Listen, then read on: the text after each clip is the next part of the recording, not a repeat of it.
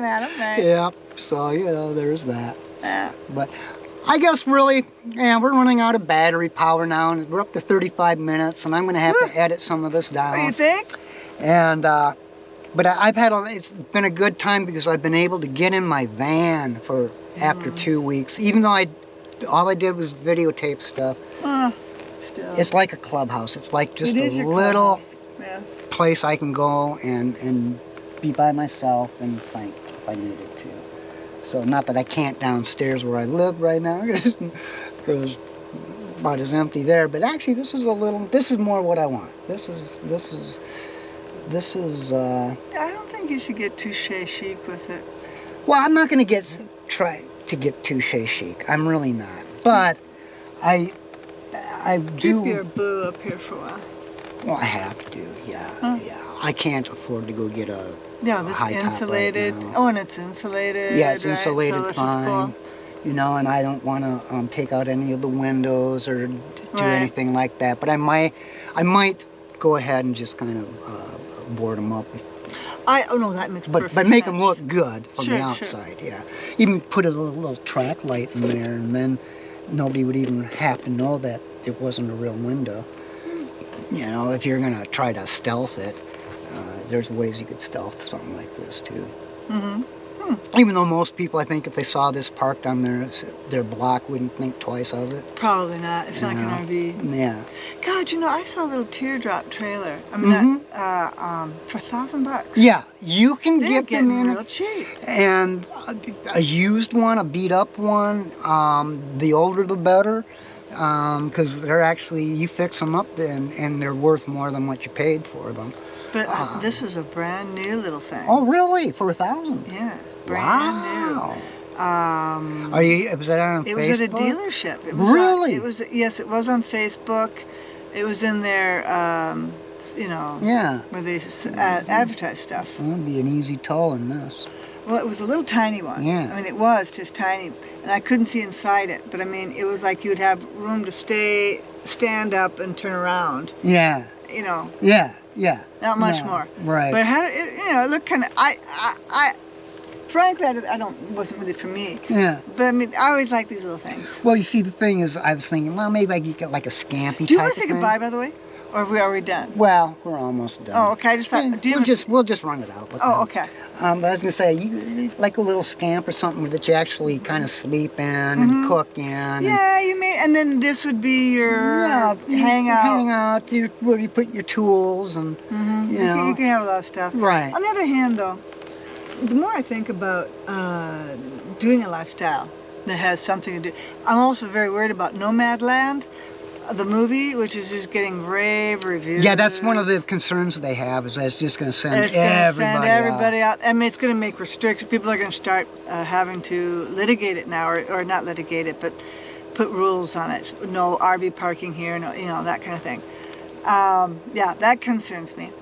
And what I realize is that what I probably really, really, really want is a forever home, and then a van or something. Yeah, a lot of those vanner lifers are coming to that. They'll buy a little house somewhere. It could even be a trailer home in a park. I mean, it's super mod. It could be literally even just a room in a house. You know, I don't have to own it. Right.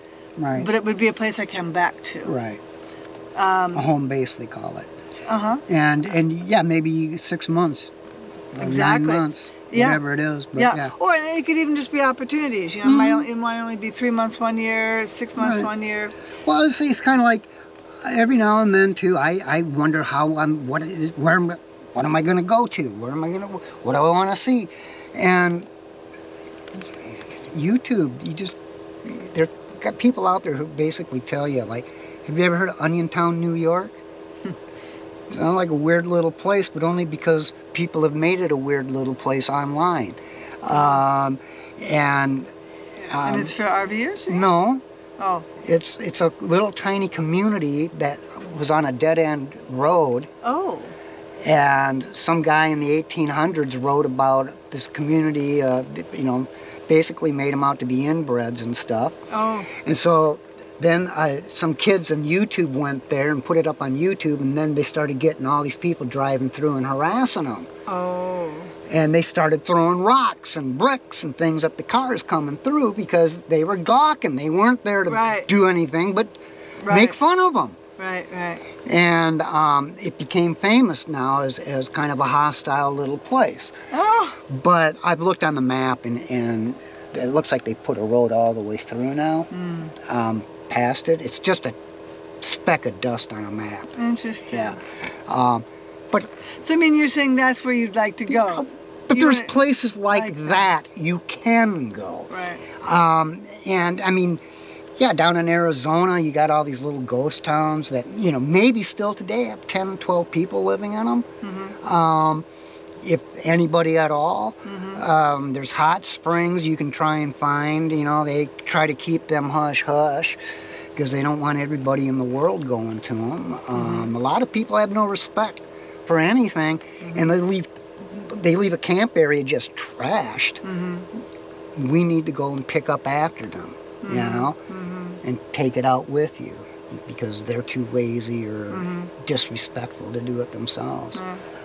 But, so no, I mean, there's plenty of things to do. You can go UFO hunting, you know, storm tracking, whatever the hell you want to do. You know, so. Yeah, the only problem, the only problem with that is like, I can't see, well, maybe I could. I don't know. I just think of myself as needing to make relationships with people. And, well, if you like that kind of a thing, they have their tribes. Tribes. Well, okay, the woman you sent me who reviewed the movie. Carolyn. Yeah, it was interesting to hear her talk, you know, that she had done it for 5 years, and I was looking at her trying to figure out how old she was, and the conclusion, you know, she looked like a pretty normal, ordinary kind of person. I'm thinking, wow, she's done it for 5 years, and she looks like she's still got plenty in her to do it. Yeah. She's not decrepit or anything. Well, no, I mean, no, it's still not bored by her, not frazzled by it, you know, you know. It helps if you're kind of a loner, if you're going to do it by yourself. But I have seen them, where they just all camp together and have fire pits together, and they know each other, protect each other, watch each other's back and watch each other's vehicle. You know, I got to go to town, watch my camp for me. Will do. See you later. Pick this up for me, whatever. You know, so it really helps. And if you're caravanning, if your vehicle breaks down, at least you got someone who can come back and get you and take you. That's you true. know? So you're never really stranded if you're in with a caravan or a tribe. But I wonder all do you need a certain amount of money? No, because they tend. Well, to you don't want to. Yeah, you don't want to be you don't want to be a burden on them. I didn't mean that, but I mean, like, would they be? Do caravans tend to stay in free places or places that they free places? Oh, they stay in free places too. Yeah, free places too. And maybe there's a pay spot and a free place at the same. You can split up. You know, you don't have to stick with each other constantly. Right. But you get to know people, and it gets real helpful that way to build relationships with other